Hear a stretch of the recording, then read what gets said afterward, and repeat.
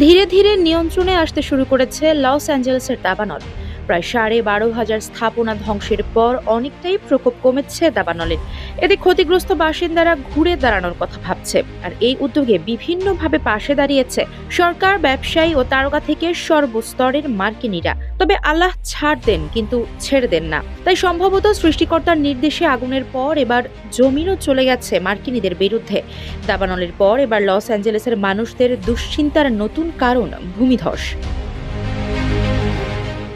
Pacific পলিসেডসের ভয়াবহ দাবানল থেকে বেঁচে গেলেও পাহাড়ের বিলাসবহুল বাড়িগুলো এখন দুই টুকরো হয়ে গেছে। বাড়ির ছাদে তাকালে বিষয়টি পরিষ্কারভাবে বোঝা যায়। আর এর পেছনের প্রধান কারণ ভূমিধস। দাবানলের সঙ্গে ভূমিধসের সম্পর্ক কি, এ নিয়ে চলছে আলোচনা। বিশেষজ্ঞরা বলছেন দাবানলের কারণে ভূমির প্রকৃতি পরিবর্তিত হয়, পানির ধারণ ক্ষমতা হারিয়ে ফেলে মাটি।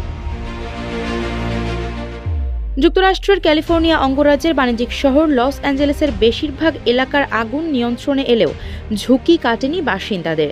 স্থানীয় কর্মকর্তারা তাদের ক্ষতিগ্রস্ত এলাকাগুলো থেকে দূরে অবস্থান করার নির্দেশ জারি করেছে, কেননা আগুনে বিদ্যুৎ ও গ্যাসের লাইন পুড়ে যাওয়ায় বেশ ঝুঁকি তৈরি হয়েছে। এছাড়া আগুনে পুড়ে বিষাক্ত যে বর্জ্য সৃষ্টি হয়েছে তা শরীরের জন্য মারাত্মক ঝুঁকি সৃষ্টি করতে পারে বলেও সতর্ক করেছেন কর্মকর্তারা। তাই বাসিন্দাদের কমপক্ষে আরও এক সপ্তাহ ক্ষতিগ্রস্ত এলাকা থেকে দূরে থাকার নির্দেশ দিয়েছেন তারা। কেউ না বুঝলেও আমরা আপনার প্রয়োজন বুঝি, আর তাই তো অত্যাধুনিক ফিচার সম্বলিত বিভিন্ন সাইজ আর কালারের 250-টিরও বেশি ডিজাইন অপশন নিয়ে ওয়ালটন স্মার্ট ফ্রিজ বোঝে আপনার প্রয়োজন।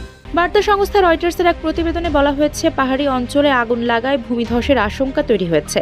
পাহাড়ের মাটি নরম হয়ে তা সমতলে নেমে আসতে পারে বলে সতর্ক করেছে স্থানীয় প্রশাসন, যার ফলে ইতিহাসের সবচেয়ে বড় প্রাকৃতিক দুর্যোগের পর স্থানীয় বাসিন্দাদের পরিস্থিতি এখন আরও নাজুক হয়ে পড়েছে। টানা 10 দিন দাবানলের আগুনে পুড়েছে লস অ্যাঞ্জেলেসের হাজার হাজার একর জমি। এতে পুড়ে ছাই হয়েছে মানুষের ঘরবাড়ি সহ বিলাসী সব পণ্য। হলিউড তারকাদের বিলাসী গাড়িগুলো চোখের সামনে পুড়ে ভস্মীভূত হয়ে গেছে। প্রবল শুষ্ক বাতাসের ফলে দাবানলের আগুন নিয়ন্ত্রণে আনতে হিমশিম খেয়েছে দমকল বাহিনীর কর্মীরা। শেষ পর্যন্ত আগুন নেভাতে কারাবন্দীদেরও যুক্ত করেছে তারা। এছাড়া নবনির্বাচিত প্রেসিডেন্ট ডোনাল্ড ট্রাম্পের অতিরিক্ত করের হুমকিতে থাকা কানাডা ও মেক্সিকো আগুন নেভানোর কাজে সহায়তা করেছে।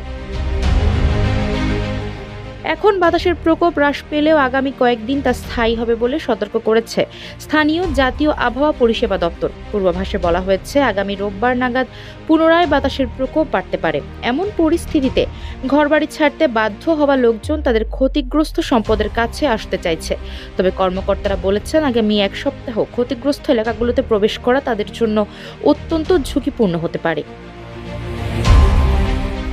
লস অ্যাঞ্জেলেসের দাবানলের ঘটনা নতুন নয়, তবে এবার দাবানলের আগুন যেভাবে দানবীয় আকার ধারণ করেছে তা ইতিহাসের সবচেয়ে ভয়াবহ বলে অভিহিত করেছে স্থানীয় কর্মকর্তারা। এতে এ পর্যন্ত কমপক্ষে 27 জন নিহত হয়েছেন।